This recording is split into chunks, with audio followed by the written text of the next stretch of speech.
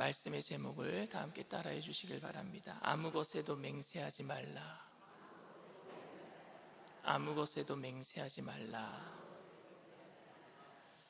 저는 지금까지 살아오면서 맹세를 많이 한 것 같은데 서약이 사실 맹세예요. 약속도 사실 맹세고요. 서약은 많이 했는데 제가 가장 기억나는 서약은 결혼할 때 서약한 거, 그 다음에 목사 안수식 때 서약한 거였어요. 혹시 여러분들은 살면서 어떤 서약을 하셨습니까? 사실 저는 결혼식 때 서약을 기억이 안 나요. 천국 가신 조 목사님께서 98년도에 저를 주례해 주셨는데 설교를 딱 5분 만에 끝마치시는 거예요. 주례사를. 그리고 뭐를 어떻게 서약을 했는지 기억이 안 나요. 그래서 집에 와서 그 결혼식 비디오 테이프를 몇 번 돌려봤습니다. 그래서 제 경험에 비추어 봐서 결혼식 날 무슨 말씀을 하셨는지, 목사님이 무슨 말씀을 하시는지 신랑 신부가 못 알아들을 것 같아서 저는 결혼식 할 때마다 제 설교를요, 그리고 결혼 서약한 거를 그 뒤에 복사해 가지고 사인해서 제 설교랑 해서 제가 그거를 우리 결혼하는 청년들에게 제가 주고 있습니다. 평생 그 서약을 기억하라는 의미에서 제가 그렇게 주고 있어요. 이런 서약과 맹세는 여러분 너무 중요합니다. 평생 사랑하겠다라는 그 서약과 목사가 되어서 겸손하게 목회하겠다라는 서약은 여러분 너무 귀한 것 아닙니까? 그런데 서약하고 맹세해도 잘 지켜지지 않아서가 문제인 거죠. 서약은 참 중요한데 잘 지켜지지 않아서가 문제입니다. 지켜지지 않은 맹세와 서약이 너무나도 이 세상에 난무하다 보니까 서약해도 맹세해도 잘 믿지 않는 세상이 되고 말았어요. 옛날에 목사가 한 말은요, 팥으로 매주를 쓴다 그래도 믿었어요. 목사가 하는 말이라면. 근데 요즘은요, 목사가 무슨 말을 하려고 하잖아요. 그러면은 신분증부터 보세요. 목사 맞느냐고. 그리고 목사라는 신분증을 내서 증명을 하더라도 잘 믿어주지 않습니다. 제가 미국에 갈 때에 천국 가신 원로 목사님께서 저에게 권한을 위임해 주셨어요. 몇 가지 권한을. 북미에 가서 미국에 있는 총회를 잘 섬기라고 몇 가지 권한을 위임해 주셨는데, 제가 그 위임장을 들고 가면은 사람들이 안 믿어줄 것 같아서 변호사한테 공증까지 받아갔어요. 완전히 법적인 서류를 만들어 가지고 갔습니다. 그래서 그 서류를 딱 내놨는데 어떤 목사님들은 뭐라는 줄 아십니까? 조 목사님 사인이 가짜래요. 안 믿어주는 거예요. 얼마나 황당했는지 모릅니다. 그래서 맹세나 서약이 무용지물이 되고 만 세상 속에서 야고보 사도는 오늘 말씀에 맹세하지 말라 이렇게 얘기하고 있는 것이겠습니까? 아무리 맹세해봤자 사람들이 안 믿어주니까 이런 세상 속에서 맹세하는 것은 헛것이니까 맹세하지 말아라 라고 오늘 우리에게 이야기하고 있는 것이겠습니까? 서약과 약속은 되고 맹세는 안 되는 것이라고 말하는 사람들도 있습니다. 그런데 여러분, 서원, 약속, 서약, 맹세, 이건 모든 것들은 본질적으로 다 똑같은 것입니다. 왜냐하면 서원, 약속, 맹세, 서약, 이 모든 것들은 자신이 지금 하고 있는 말이 참된 것이고 그것에 대해서 내가 확증할 수 있다는 것을 이야기하고 있는 것이기 때문에 그렇습니다. 그런데 어떤 사람들은 약속은 어겨도 되고 맹세는 어겨서는 안 된다라고 생각하는 사람들도 있는 것 같아요. 약속을 꼭 지키겠다고 서약하는 것을 맹세라고 생각하기 때문에 그렇습니다. 아니요, 약속도 맹세도 똑같은 겁니다. 약속도 지켜져야 되는 것이고 맹세도 지켜져야 되는 겁니다. 약속은 어겨도 되는 것이고 맹세는 꼭 지켜야 된다? 그런 게 여러분 어디 있습니까? 제가 한 약속들은요, 제 아내가 다 잘 믿는 편입니다. 그런데 제가 하는 약속 중에 아내가 잘 안 믿는 약속이 있습니다. 여러분 짐작하시는 것 같은데, 먹는 것을 줄여보겠다 그런 거 안 믿어요. 그러나 아직까지도 감사하게도 아내가 저에게 각서를 요구하지는 않습니다. 각서는 여러분 맹세하고 사인하는 게 각서예요. 그런데 솔직히 저는 각서를 쓰더라도 그 약속은 아내가 안 보면은 잘 못 지킬 것 같습니다. 팥죽 한 그릇에 장자의 명분을 팔았던 에서처럼 저는 아내가 안 본다면은요, 고기 반찬에 밥 한 그릇에 얼마든지 밥을 줄이겠다는 각서를 썼을지라도 그거 다 포기해버리고 말 것 같아요. 저의 건강을 끔찍히 생각해주는 아내 앞에서는 목사가 각서를 쓴 명예보다 사실은 훨씬 밥이 더 실리적인 것 아닙니까? 그리고 제가 약속을 어겨도 제 아내는 저를 사랑해 줄 수밖에 없는 것을 제가 너무 잘 알고 있습니다. 그래서 저는 그 아내와 25년째 같이 살고 있습니다. 어떤 분들은 각서까지 썼으면 지켜야 한다라고 생각하는 분들도 계신 것 같습니다. 유대인들도 이런 맹세는 꼭 지켜야 된다라고 생각을 했어요. 그리고 다른 것은 몰라도 하나님의 이름으로 맹세한 것은 반드시 지켜져야 한다라고 생각을 했는데, 사람이 맹세하는 것을 지키지 못하는 경우가 많다 보니까, 일상생활 속에서 사람들이 맹세를 해놓고 지키지 못하는 것들을 많이 보다 보니까 하나님의 이름으로는 맹세하지 말자, 이렇게 된 거예요. 왜? 하나님의 이름으로 맹세하면은 하나님의 이름을, 그걸 지키지 못했을 때는 하나님의 이름을 망령되이 일컫는 것이 되니까 우리가 하나님의 이름으로는 맹세하지 말자, 그런데 다른 데에다가는 맹세하자, 이렇게 됐던 것 같아요. 유대인들의 당시의 상황이 그랬습니다. 다른 이름으로는 맹세해도 됐다라는 거예요. 하늘이나 땅으로 맹세하는 것은 괜찮지만 하나님의 이름으로 맹세하지 못하도록 한 거예요. 하나님의 이름으로 맹세했다가 지키지 못하면 하나님의 이름을 망령되이 일컫는 것이 되고 마니까요. 그래서 하나님의 이름으로 맹세하지 못하게 하고 하늘이나 나무나 땅에 맹세하게 한 것입니다. 그래서 유대인들은 예루살렘 땅에 자기의 목숨과 그 명예를 걸고 맹세한 사람들이 많았습니다. 그러나 하나님의 이름으로는 그들은 절대 맹세하지 않았었어요. 여러분, 이런 유대인들의 노력이 가상해 보이지 않습니까? 하나님의 이름을 중히 여기는 경건의 모습이라고 여러분 생각되지는 않습니까? 하나님의 이름을 망령되이 일컫지 않기 위해서 애쓰는 그들의 모습이 굉장히 꽤 괜찮아 보이지는 않습니까?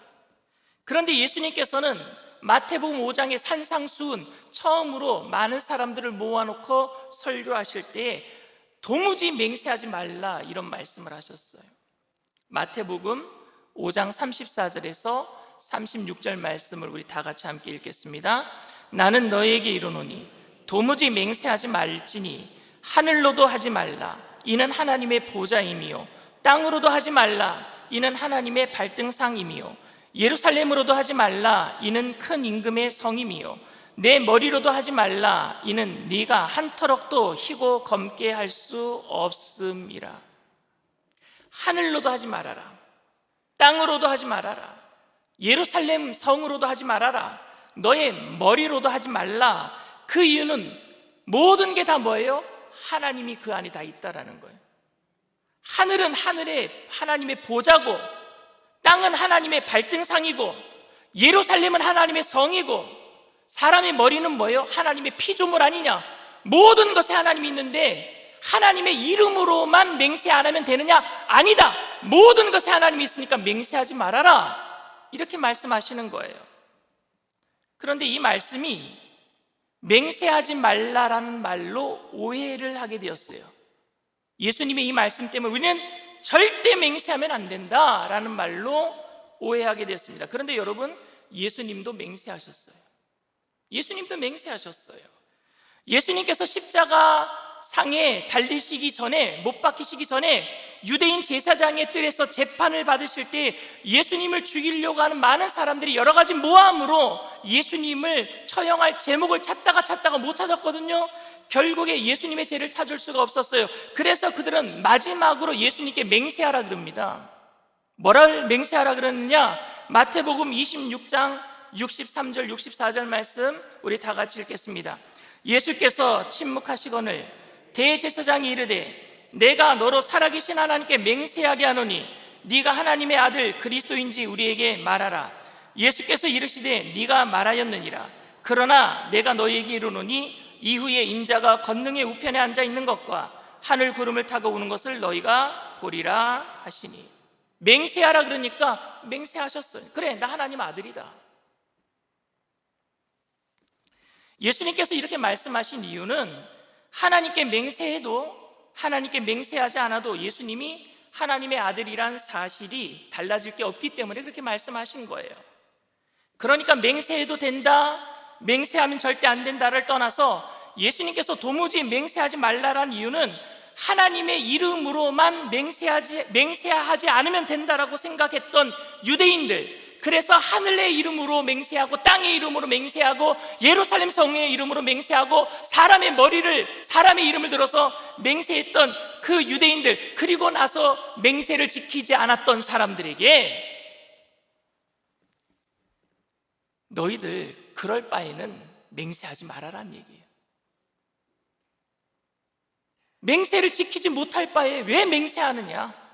하나님의 이름으로만 맹세하지 않으면 되느냐? 이렇게 지금 예수님은 말씀하고 계신 겁니다.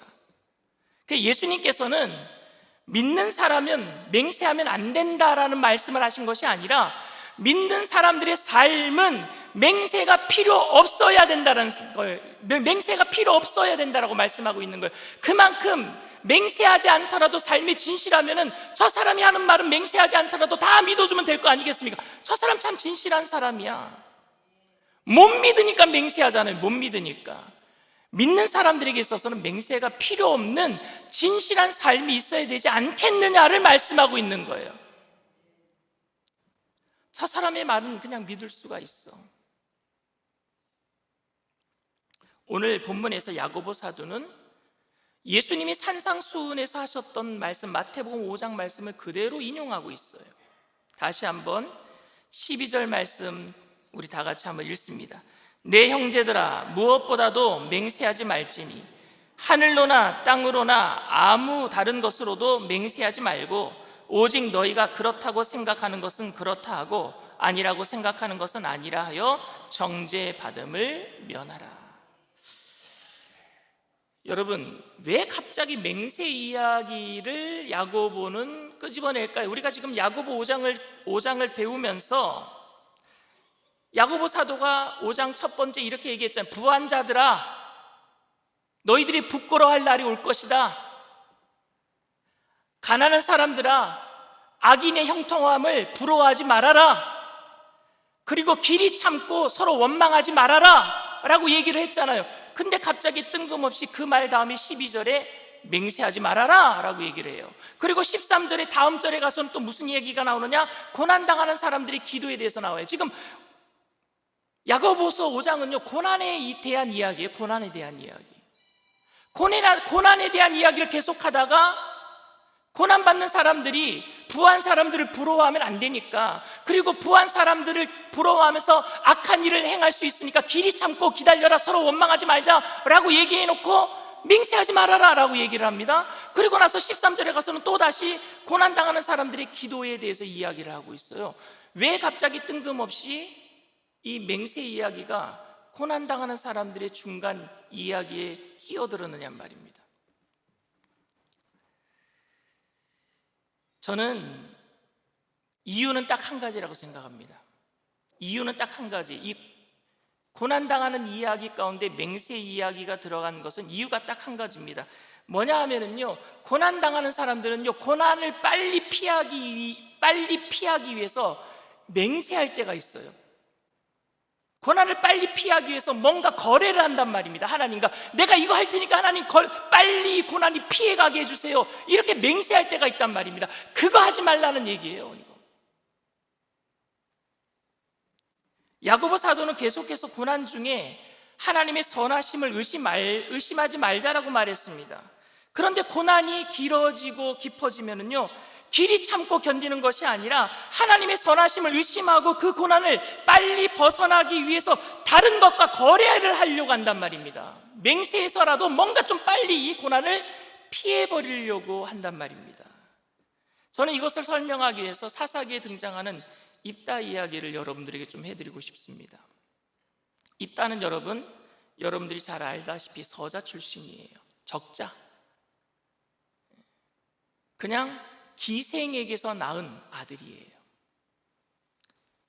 그래서 그는 다른 형제들에게, 이복 형제들에게 많은 수모를 겪었어요. 결국 아버지 집에서 쫓겨나게 됩니다. 아버지 집에서 쫓겨났어요. 온갖 서러움을 겪고 있는 그에게 절호의 기회가 찾아왔습니다. 어떤 기회가 찾아왔느냐? 암몬 족속과의 전쟁에서 선봉장이 되어서 이스라엘에게 승리를 안겨준다면 이스라엘 장로들이 그를 지도자로 받아들여 주겠대요. 이스라엘 장로들이 찾아와서 입다에게 네가 선봉장이 되어서 이 전쟁에서, 암몬과의 전쟁에서 우리에게 승리를 안겨준다면 네가 우리나라의 지도자가 되는 거야. 그때 입다는 정말로 많은 사람들에게 인정받고 싶었어요. 아버지 형제들에게 서름받았던 것을, 그 고난을 한순간에 빨리 떨쳐버리고 인정받고,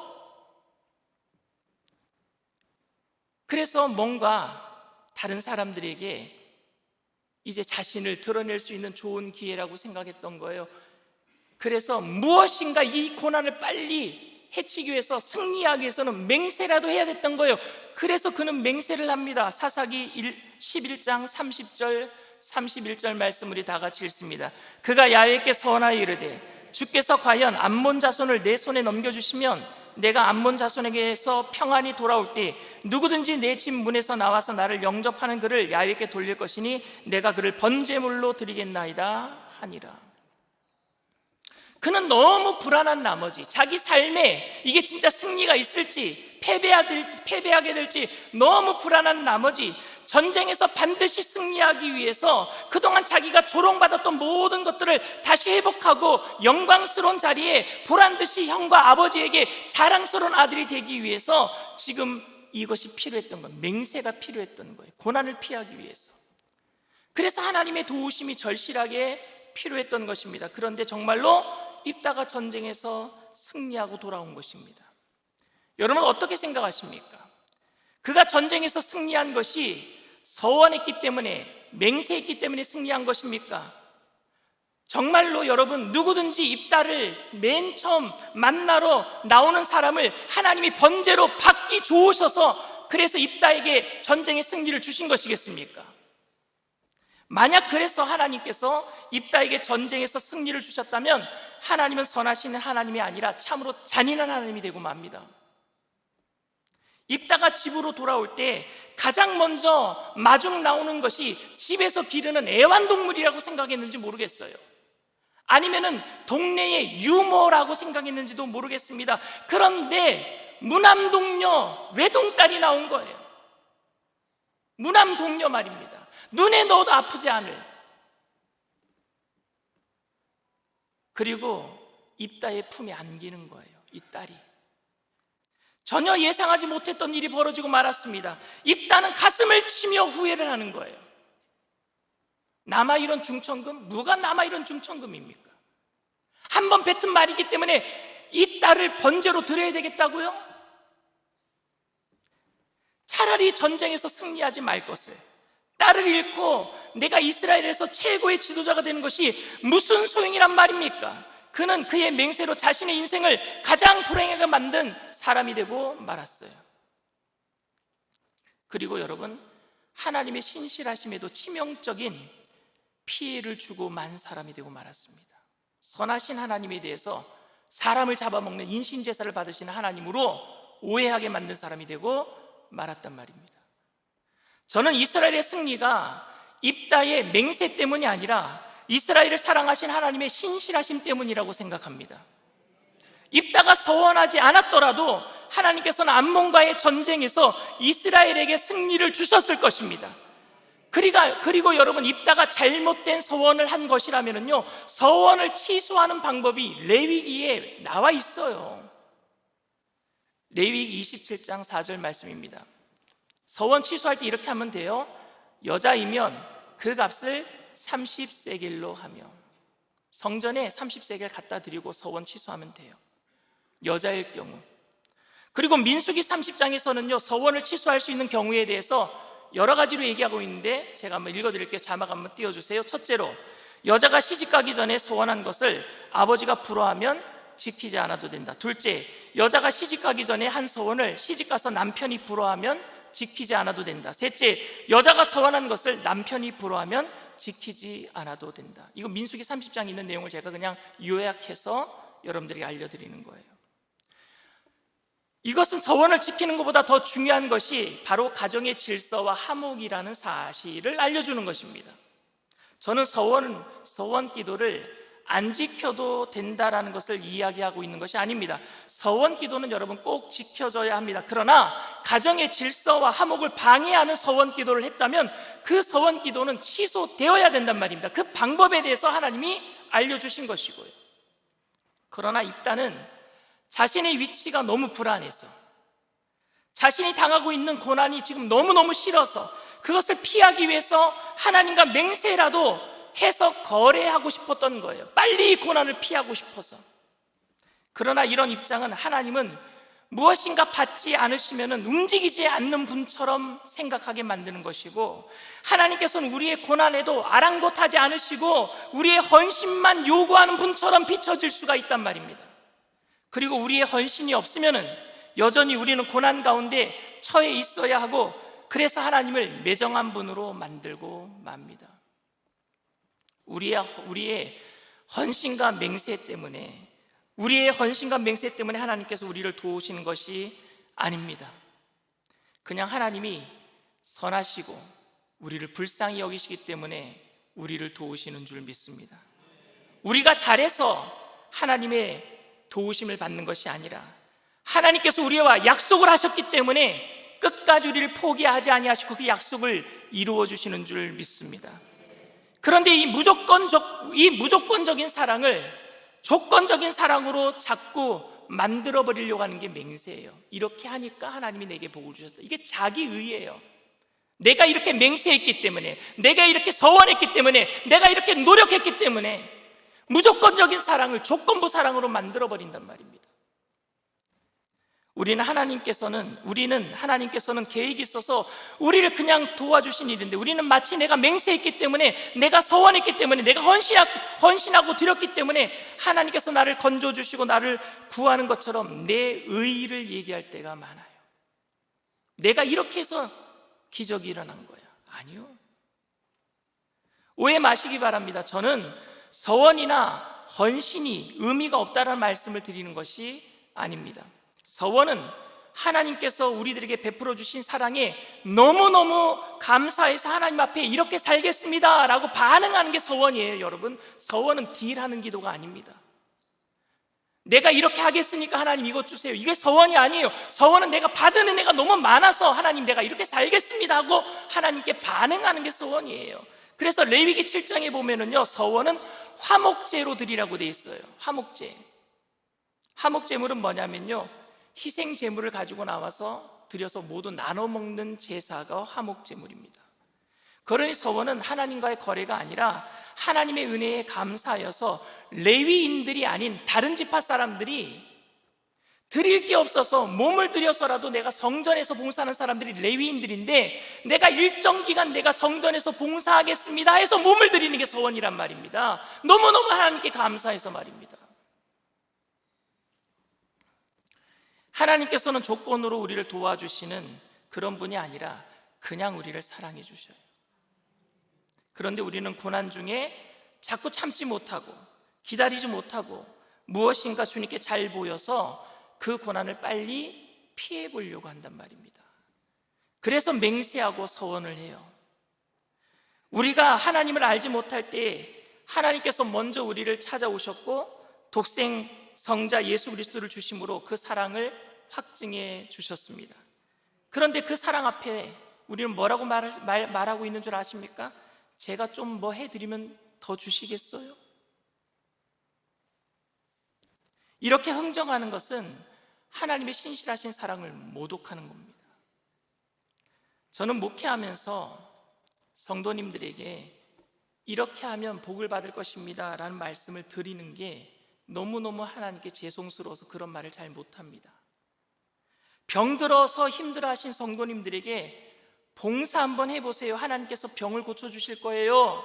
금전적인 문제 때문에 힘들어하는 성도들에게 헌금 생활 잘해보세요. 11조 한번 드려보세요. 하나님께서 물질의 복을 더하실 거예요. 가정의 문제 때문에 힘들어하시는 성도님들에게 자녀를 하나님께 드려보세요. 이런 말을 못하겠단 말입니다. 신실하신 하나님의 사랑을 모독하는 것 같아서 말입니다. 그거 아니더라도 하나님 우리에게 복을 쏟아부어 주실 줄 믿습니다. 약속의 말씀을 이루어 주실 줄 믿습니다. 왜냐하면 하나님은 그냥 우리를 사랑하신단 말입니다. 내가 뭔가 해드렸기 때문에 나를 사랑하는 게 아니라 그냥 사랑하신단 말입니다.